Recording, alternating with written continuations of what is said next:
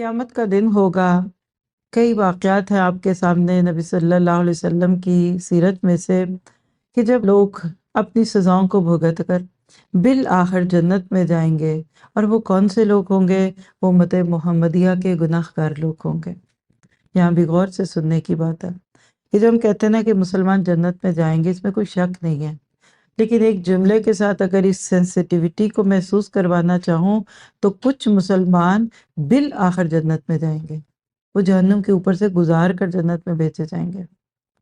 وَإِن مِّنكُمْ إِلَّا وَارِدُهَا، آگے سورۃ مریم میں ہم پڑھنے والے ہیں، ایک آیت آنے والی ہے کہ تم میں سے ہر ایک جہنم کے اوپر سے گزارا جائے گا۔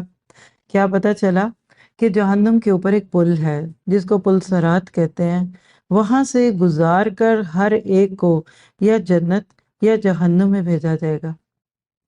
اس وقت وہ لوگ جنہوں نے نفس کی خواہشات پوری کی، معاشرے سے ڈر گئے، جن کے عقائد میں کوئی خرابی تھی، جن کے معاملات میں کوئی ایسا بڑا بگاڑ تھا کہ جہنم کی کوئی نہ کوئی ان کو ضروری ہوا کھانی تھی، توحید اور شرک کے علاوہ کچھ ایسے معاملات تھے کہ جو ان کے سامنے موجود تھے لیکن وہ اس سے فائدہ نہیں اٹھا پا رہے تھے کہ اسلام کی رہنمائی کو لے، تو پھر ایسے لوگوں کو کچھ عرصے کے لیے جہنم میں پھینکا جائے گا۔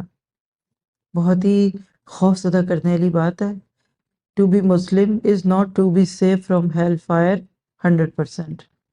تو ایسے لوگ بالآخر پھر اللہ جتنی دیر ان کو سزا دے، آج کی زبان میں آپ کہہ سکتے ہیں کہ قید بھگتیں گے۔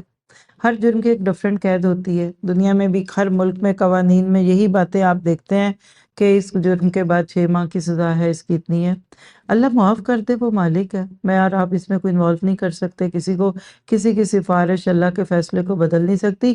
ہاں، کچھ سفارشوں کی وجہ سے اللہ تعالیٰ سزا کم کرا دے، یا جہنم میں ڈلنے کے بعد نکال دے، یا جاتے جاتے بیچ میں روک لے، یہ ایک اپنی جگہ مضمون ہے۔